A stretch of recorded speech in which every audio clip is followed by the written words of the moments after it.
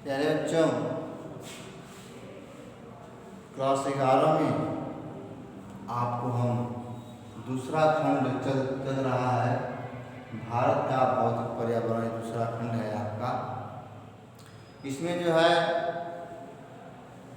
जलवायु चैप्टर से हम ले चल रहे हैं और उसमें मानसून विच्छेद को हमको बताना है कि मानसून विच्छेद क्या है। आप जानते हैं कि मानसून कभी कभी जो है एकाएक होता है और कभी कभी एकाएक बंद भी हो जाता है। आइए हम आपको यह एक मानसून विच्छेद का एक रूप है।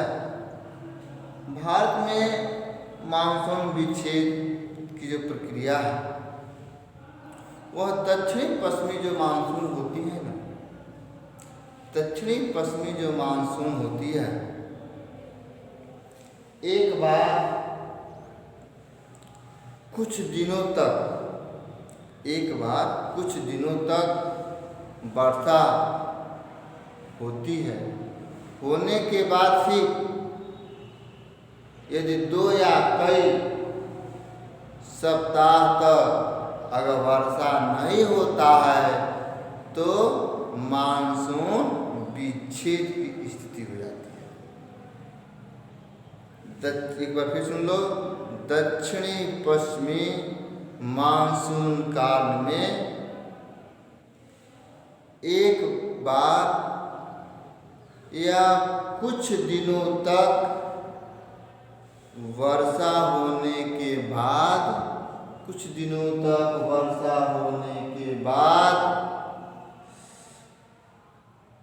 यदि 1 या 2 या कई सप्ताह तक 1 या 2 दिन या कई सप्ताह तक अगर वर्षा नहीं होता है तो उसे हम कहते हैं मानसून विच्छेद। मानसून क्या हो गया? अलग हो गया, हट गया। मानसून क्या हो गया? हट गया। ये विच्छेद की प्रक्रिया है।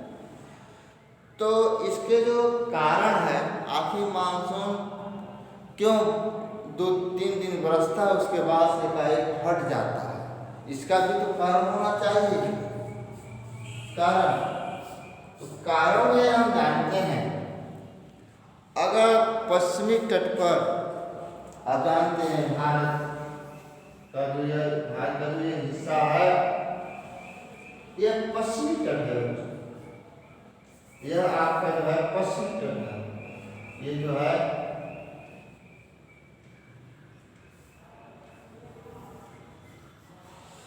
जो है आपके ये पश्चिमी तट है। पश्चिमी तट के किनारे जो है मानसून विच्छेद तब होता है जब आर्द्र पवनें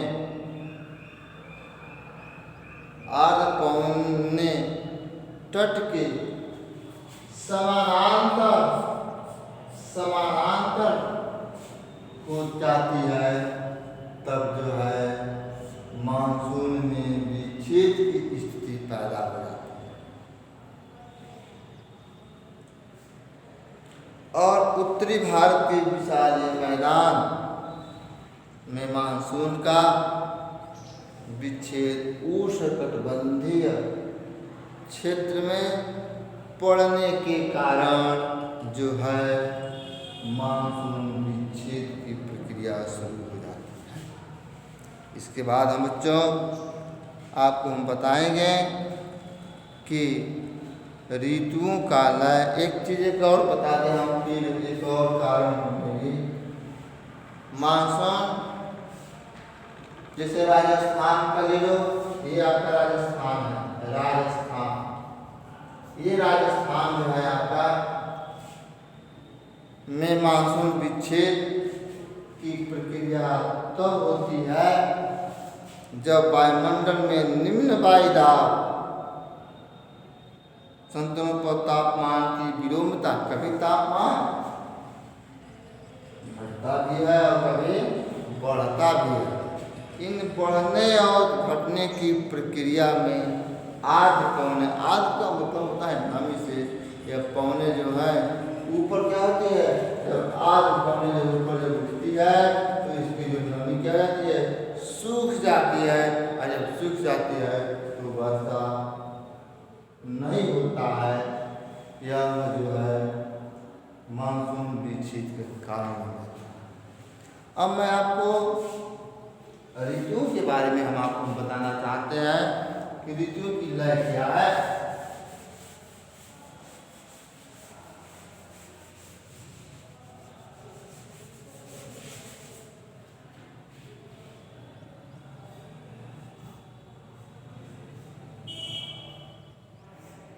ऋतुओं का आगे देखें,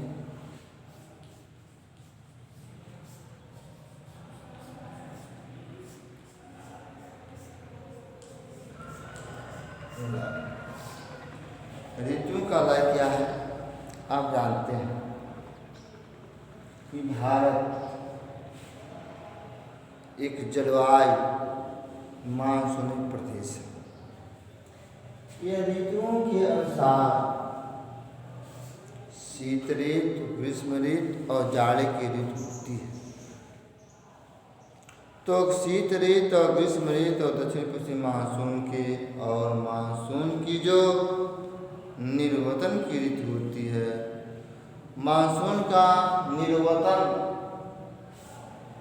को कहा जाता है लौटते हुए मानसून या पीछे हटते हुए मानसून। तो शीत ऋतु में जो मानसून जो होता है वह लौटते हुए मानसून वर्षा होती है। आइए हम आपको जो है शीत ऋतु के बारे में हम बता रहे हैं। शीत ऋतु, शीत ऋतु जो है आपके, शीत ऋतु जो है वह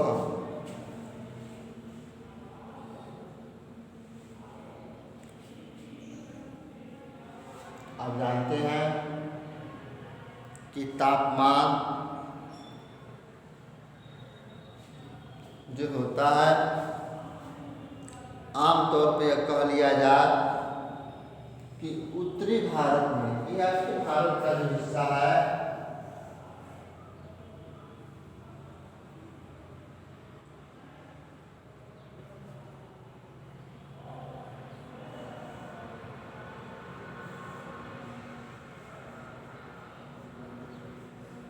ये जो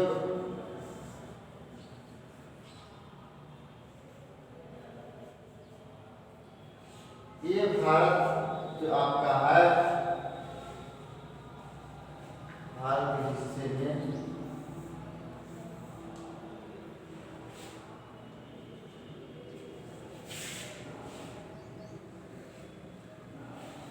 ये जो है उत्तरी भारत में शीत ऋतु जो होता है वह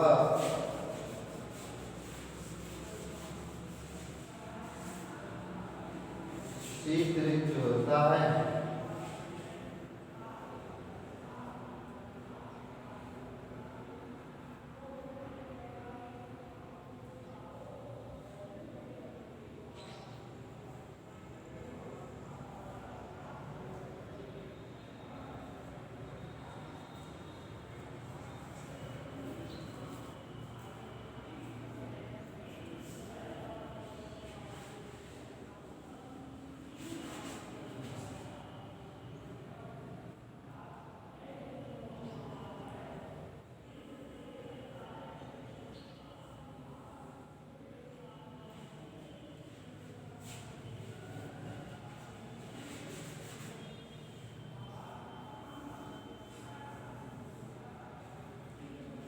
शीत ऋतु में जो है आपके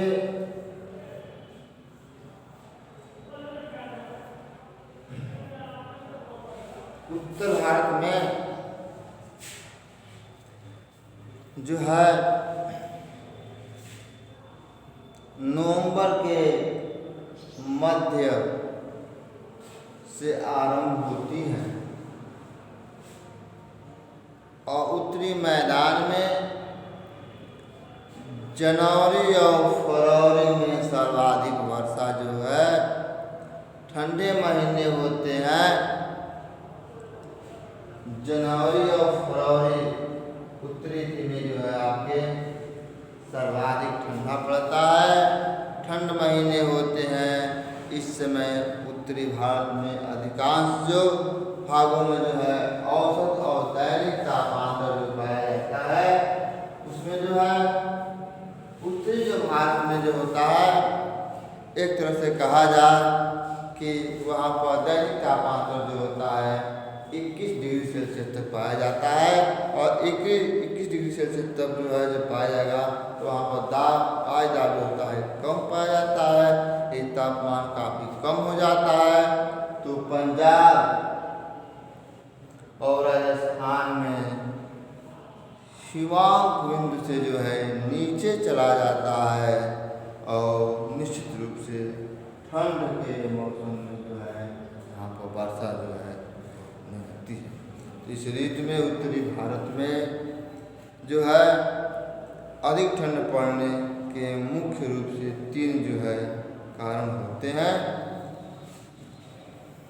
पंजाब और हरियाणा और आपके राजस्थान ऐसे राज्यों में समकालिक प्रभाव होती है। आप जानते भी हैं कि वायु दाब पवनों के द्वारा भी तापमान में टेम्परेचर जो है बढ़ने लगता है और टेम्परेचर बढ़ने के बाद से है इसके अंतर में डिफरेंस आ जाती है। जब अंतर में डिफरेंस आता है तो निश्चित तौर पर जो है वर्षा का योग बन जाता है और बारिश होना शुरू हो जाता है। तो हम आपको जो है ग्रीष्म ऋतु में तापमान के बारे में और जो है दक्षिणी पश्चिमी मानसून के बारे में, वर्षा ऋतु के बारे में हम आपको बताएंगे कि किस तरह से जो है ग्रीष्म ऋतु में जो है तापमान जो है किस तरह से रहता है। तो ग्रीष्म ऋतु में से तापमान जो है आपका ग्रीष्म ऋतु में तापमान क्योंकि मार्च में सूर्य की किरणें जो है कर्क रेखा से आवासीय ने क्या होता है उत्तर की ओर क्या बढ़ने लगता है। तो ये निश्चित तौर पर जो है जून के महीने में आते आते तापमान इतना ऊंचा हो जाता है कि अधिकांश भागों में तापमान 30 डिग्री से 32 डिग्री, क्योंकि सूर्य जो है उस समय उत्तरायण होता है और दिन क्या होती है लंबी होती है और रात छोटी होती है।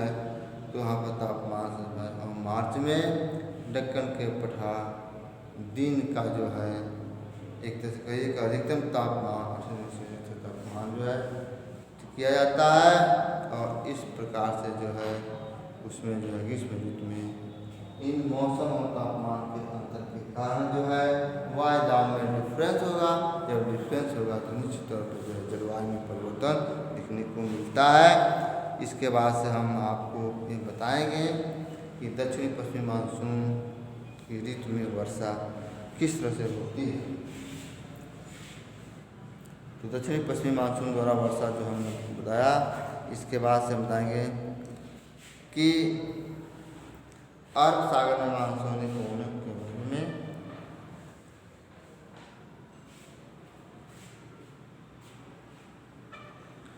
अरब सागर में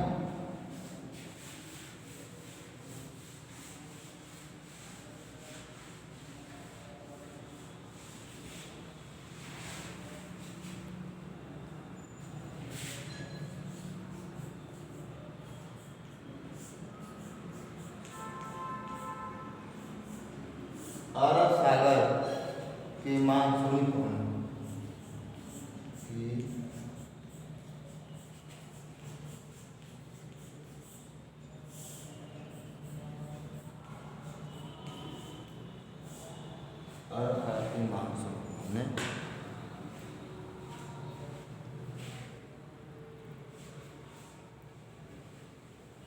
तो मैं अब अगले टर्न पर अरब सागर के मानसूनी पवनों के बारे में हम आपको बताएंगे कि अरब सागर से किस तरह का मानसून जो है उठता है और पूरे भारत में जो वर्षा होती है, इसके लिए जो है आपको बताएं कि अरब सागर से उत्पन्न होने वाली जो मानसून जो पवनें हैं, जो आगे भी चल करके जो है वो 3 शाखाओं में बढ़ जाती है।